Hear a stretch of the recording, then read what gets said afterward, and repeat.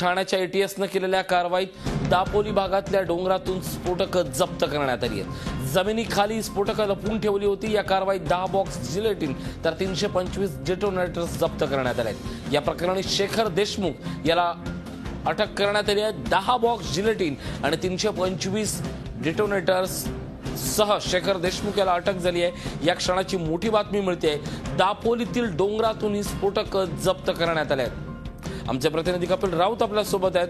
कपिल, ठाणे एटीएसची मोठी कारण की 325 डेटोनेटर्स आणि 10 बॉक्स जिलेटिन खूप मोठी कारवाई आहे आणि सर्वात महत्त्वाचे म्हणजे हे सर्व जी घातक वस्तू आहेत त्या सर्व एका जमिनीखाली काढून ठेवल्या होत्या आणि तिथून पोलिसांनी शोध लावून त्या सर्व वरती काढून आपले जप्त केलेले आहेत।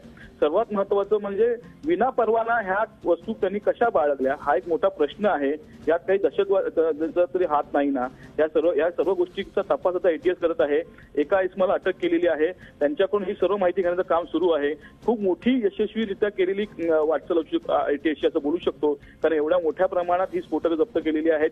ही स्फोटकं का आणण्यात आली आणि बिना परवाना कशी काय ठेवण्यात आली, त्याचबरोबर जमिनीखाली का ठेवण्यात आले, असे अनेक प्रश्न पोलिसांसमोर आहेत आणि या प्रश्नाचा शोध आता एटीएस ठाणे एटीएस घेत आहे। नक्की धन्यवाद या माहितीबद्दल। आमचे प्रतिनिधी आपल्या सोबत होते कपिल राऊत।